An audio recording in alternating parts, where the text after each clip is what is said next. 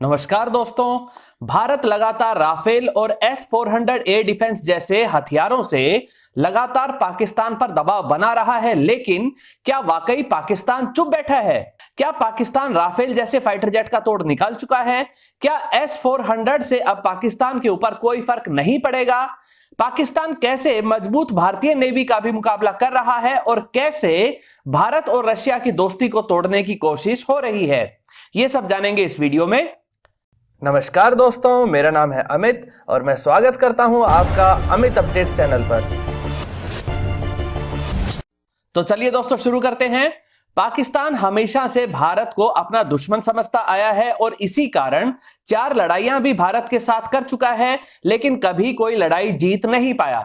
लेकिन भारत के मुकाबले एक बेहद छोटे पाकिस्तान ने अपनी खराब इकोनॉमी होने के बावजूद भी कुछ दिनों के लिए ही सही जवाबी कार्रवाई या पहले अटैक करने के लिए काफी हथियार जमा कर रखे हैं और लगातार भारत की हर नई कोशिश का तोड़ निकालने में लगा रहता है। आइए कुछ उदाहरण देखते हैं। सबसे पहले बात करते हैं S-400 एयर डिफेंस सिस्टम का तोड़। भारत काफी समय से S-400 एयर डिफेंस सिस्टम लेने के लिए रशिया से बात कर रहा था। कभी अमेरिकी प्रतिबंधों की चेतावनी या कभी दूसरे कारणों से S-400 की खरीद थोड़ी लेट हो गई। अब भारत के पास S-400 एयर डिफेंस सिस्टम की पहली रेजिमेंट 2020 तक आ जाएगी।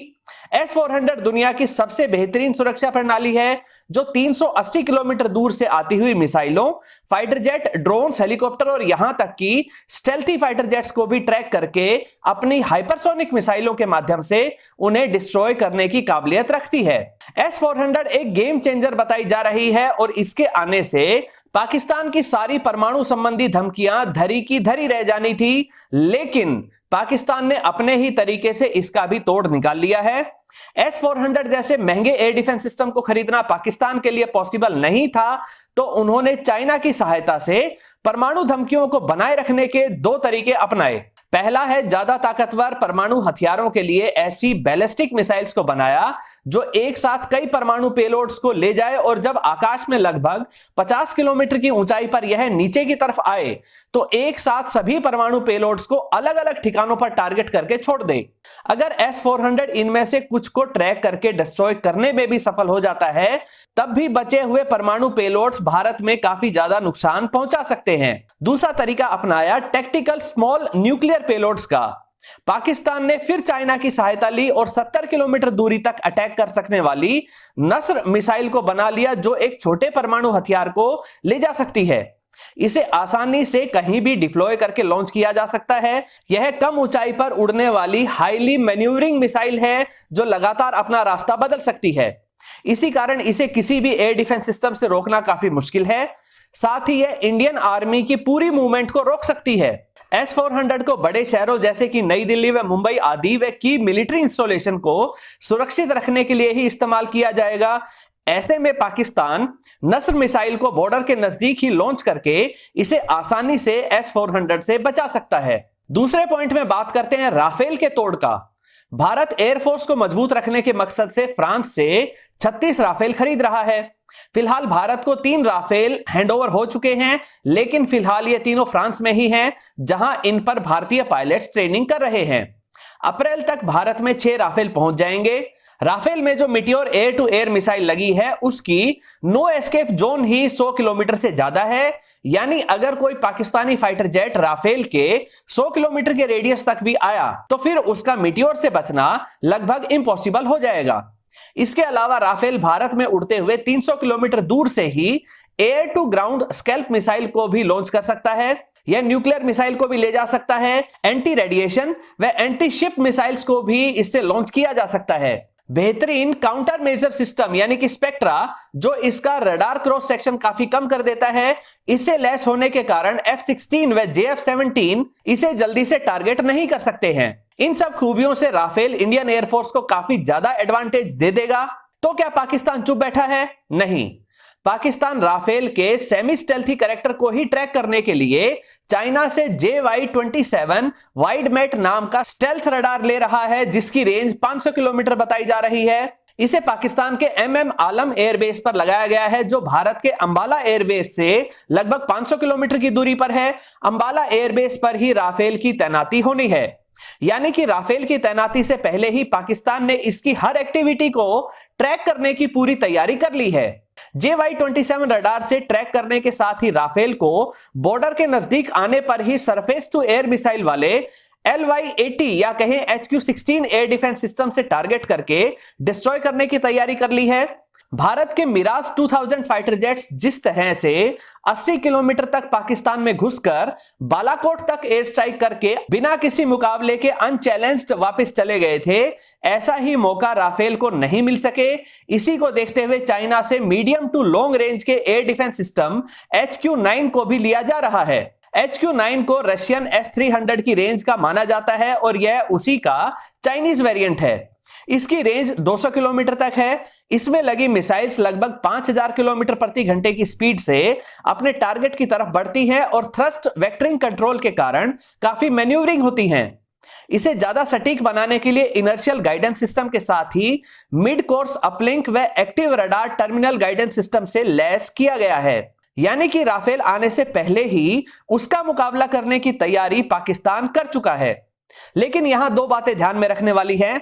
पहला तो यह कि जो स्टेल्थ रडार JY-27 पाकिस्तान ले रहा है, जिससे चाइना एक बार साउथ कोरिया में एक एक्सरसाइज में भाग लेने जा रहे अमेरिकी F-22 रैप्टर को भी ट्रैक करने का दावा करता है, उसी JY-27 रडार को आसानी से इजराइल की एयरफोर्स ने F-35 से ही टारगेट करके डिस्ट्रॉय कर दिया था। जबकि F-35 F-22 रैप्टर के मुकाबले काफी कम स्टेल्थी है। यह चाइनीज रडार इजरायली F-35 को ट्रैक ही नहीं कर पाया या फिर F-35 ने इसको जैम कर दिया था। वहीं दूसरी बात करते हैं HQ-9 जैसे एयर डिफेंस सिस्टम की ऊंची कीमत की। जहां भारत की इकोनॉमी बहुत बड़ी है और भारत 36 राफेल के बाद भी आसानी से 114 फाइटर जेट्स को MMRCA डील में खरीदेगा, तो वहीं पाकिस्तान की इकोनॉमी वैसे ही बुरे दौर से गुजर रही है और ऐसे में इस तरह के एयर डिफेंस सिस्टम खरीदने के लिए पैसे जुटाना ही पाकिस्तान के लिए एक बड़ी चुनौती साबित हो सकता है। तीसरे पॉइंट में बात करते हैं फाइटर जेट्स की तैयारी। 1999 की लड़ाई में इंडियन एयरफोर्स ने आसानी से पहाड़ पर मौजूद पाकिस्तानी बंकर्स को डिस्ट्रॉय कर दिया था, लेकिन पाकिस्तानी एयरफोर्स बिल्कुल सामने नहीं आई। वजह थी पाकिस्तान के पास अच्छी BVR यानी कि बियॉन्ड विजुअल रेंज वाली एयर टू एयर मिसाइल्स का ना होना, जबकि भारतीय MiG-29 में BVR मिसाइल लगी हुई थी। इसी कारण पाकिस्तानी फाइटर जेट उसके सामने नहीं आए। पाकिस्तान ने तुरंत सुधार किया और अमेरिका को 500 AIM-120 C5 BVR की एयर टू एयर मिसाइल्स को बेचने के लिए मना लिया। 2008 में ली गई इन्हीं AIM-120 मिसाइल से पाकिस्तान ने फरवरी माह में सुखोई 30 MKI पर अटैक किया था, लेकिन 4 से 5 AIM-120 मिसाइल्स के लॉन्च होने के बाद भी एक अकेले सुखोई 30 MKI को नहीं गिराया जा सका। वजह बनी सुखोई 30 MKI के सुपर मैन्यूवर्स व जबरदस्त फ्रेंच व इजरायली जैमर्स का होना। हालांकि यह जरूर हुआ कि इंडियन एयरफोर्स को पता लग गया कि अमेरिकन AIM-120 मिसाइल की रेंज रशियन BVR मिसाइल से थोड़ी सी ज्यादा है। ना सिर्फ F-16 बल्कि पाकिस्तान ने चाइना के साथ मिलकर JF-17 नाम का भी एक सस्ता 4th जनरेशन का फाइटर जेट तैयार कर लिया है, जिसे काफी संख्या में पाकिस्तानी एयरफोर्स में शामिल किया जा रहा है। जब भारतीय फाइटर जेट्स में बेहतरीन ASA रडार लगने शुरू हो गए और तेजस में भी ASA रडार लगाया जा रहा है, तो पाकिस्तान ने भी चाइना के साथ मिलकर JF-17 के ब्लॉक 3 वेरिएंट को बनाना शुरू कर दिया है, जिसमें ASA रडार के साथ ही ज्यादा बेहतर रेंज वाली चाइनीज मिसाइल्स लगाई जा रही हैं। हालांकि JF-17 सिंगल इंजन का होने व रडार रिफ्लेक्टिंग मेटल्स का बने होने के कारण इसमें ज्यादा सुधार की गुंजाइश नहीं है। वहीं तेजस में इजरायली, फ्रेंच, इंडियन व रशियन उपकरण, रडार व मिसाइल्स लगे होने के कारण यह ज्यादा एडवांस्ड है।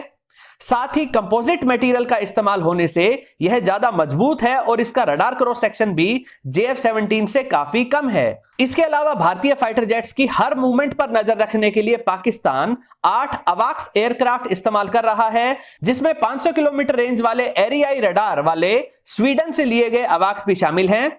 वहीं भारत के पास मात्र 5 ही ऐसे अवाक्स एयरक्राफ्ट हैं जो पाकिस्तानी फाइटर जेट्स पर नजर रख सकते हैं। चौथे पॉइंट में बात करते हैं भारत और रशिया की दोस्ती का तोड़। पाकिस्तान भले ही ज्यादातर चाइनीज डिफेंस उपकरणों का इस्तेमाल कर रहा है, फिर चाहे टैंक हो, एयर डिफेंस सिस्टम हो, मिसाइल्स हो या फाइटर जेट्स ही क्यों ना हो, लेकिन ज्यादातर चाइनीज उपकरण किसी ना किसी देश के कॉपी किए हुए डिजाइन होते हैं और इनकी काबिलियत, इनकी परफॉर्मेंस इतनी अच्छी नहीं होती है। हां, ये सस्ती दर पर जरूर मिल जाते हैं। वहीं भारत के ज्यादातर डिफेंस उपकरण रशिया से खरीदे जाते हैं और ये वर्ल्ड क्लास प्रोडक्ट्स हैं। पाकिस्तान अब भारत और रशिया की दोस्ती को तोड़ना चाहता है और इसीलिए रशियन उपकरणों को खरीद रहा है। Pakistan 4 Mi-35M attack helicopter Russia से खरीद चुका है और 5 और हेलीकॉप्टर्स का ऑर्डर दिया जा चुका है। 2016 में रशिया और पाकिस्तान ने पहली ज्वाइंट मिलिट्री एक्सरसाइज भी की है और 2018 के एक एग्रीमेंट के तहत रशिया पाकिस्तानी सैनिकों की एडवांस्ड ट्रेनिंग करवा रहा है। पाकिस्तान रशिया से MiG-35 fighter jet, T-90 tank और पैंसिर जैसे एयर डिफेंस सिस्टम को खरीदने की कोशिश कर रहा है। भारत को इस सबसे परेशानी है क्योंकि इससे पाकिस्तान की सैनिक क्षमता की क्वालिटी बढ़ जाएगी। T-90 टैंक ही भारत का मेन टैंक है। अगर वही पाकिस्तान के पास भी होगा तो भारत के पास कोई एडवांटेज नहीं रहेगा। साथ ही भारत MiG-29 को इस्तेमाल करता है। ऐसे में अगर पाकिस्तान अपने पहले 2 इंजन वाले फाइटर जेट के रूप में MiG-35 को लेता है, तब भी टेक्नोलॉजिकली भारतीय MiG-29 से आगे रहेगा। इसी कारण भारत के कड़े ऐतराज और आगे से रशियन फाइटर जेट्स ना खरीदने की चेतावनी दी गई तो रशिया ने T-90 व MiG-35 को पाकिस्तान को बेचने से मना कर दिया है। हालांकि हेलीकॉप्टर व पैंसिर जैसे शॉर्ट रेंज के एयर डिफेंस सिस्टम को जरूर पाकिस्तान को दे रहा है। 5वें पॉइंट में बात करते हैं इंडियन नेवी का तोड़। इंडियन ओशन और अरब सागर में भारत की नेवी एक महाशक्ति है और इस इलाके का कोई भी देश भारत जितनी बड़ी नेवी नहीं रखता है। लेकिन यहां भी पाकिस्तान हार मानने को तैयार नहीं है और लगातार भारत को टक्कर देने के लिए अपने खास दोस्त चाइना और टर्की का साथ ले रहा है। टर्की से मिनी सबमरीन्स व कॉर्वेट जहाजों से अपनी नेवी को स्ट्रॉन्ग बना रहा है तो ऑफेंसिव ताकत को बढ़ाने के लिए चाइना से 8 डीजल इलेक्ट्रिक सबमरीन्स को ले रहा है। पाकिस्तान के पास पहले से ही 5 सबमरीन है और ये 8 और आ जाने के बाद कुल 13 सबमरीन्स हो जाएंगी, जो पाकिस्तान जैसे छोटे आकार वाले देश के हिसाब से बहुत बड़ी संख्या है। चाइना के साथ मिलकर पाकिस्तान अरब सागर का 3D ओशन मैपिंग भी करवा रहा है ताकि भारत के खिलाफ सबमरीन संबंधी किसी भी मिशन को आसानी से बहुत ही छुपे हुए अंदाज में पूरा कर सके। 6ठे पॉइंट में बात करते हैं अंतरिक्ष से निगरानी। भारत के पास भले ही बहुत एडवांस्ड स्पेस प्रोग्राम हो, रीसेट 2 जैसे निगरानी सैटेलाइट्स लगातार इंडियन बॉर्डर्स के चप्पे चप्पे की निगरानी कर रहे हो, तो इस रेस में पाकिस्तान कहां है? पाकिस्तान में स्पेस प्रोग्राम ना के बराबर है, तो क्या पाकिस्तान भारत से पिछड़ रहा है? जवाब है नहीं। पाकिस्तान चाइना के साथ अपने रिलेशंस का फायदा ले रहा है और चाइना अपने सैटेलाइट्स द्वारा प्राप्त हर जरूरी सूचना पाकिस्तान के साथ शेयर कर रहा है। पाकिस्तान अपने सहयोगियों का बहुत बढ़िया उपयोग करके भारत को हर मामले में कड़ी टक्कर दे रहा है। दोस्तों, आपकी राय में क्या पाकिस्तान भारत को टक्कर दे सकता है और क्या लगातार बढ़ते जा रहे भारत के डिफेंस बजट का सामना करके लगातार हथियारों की रेस में भारत का मुकाबला कर सकता है? अपनी राय कमेंट सेक्शन में जरूर बताइए। साथ ही यह भी बताइए कि क्या असली मुकाबला पाकिस्तान से है या पाकिस्तान के पीछे खड़े चाइना से। दोस्तों, मुझे आपके कमेंट्स का इंतजार रहेगा। दोस्तों, उम्मीद करता हूं वीडियो आपको पसंद आई होगी। अगर यह वीडियो आपको अच्छी लगे तो इसे लाइक करिए, दोस्तों के साथ शेयर करिए और चैनल को सब्सक्राइब करना ना भूलें। नमस्कार।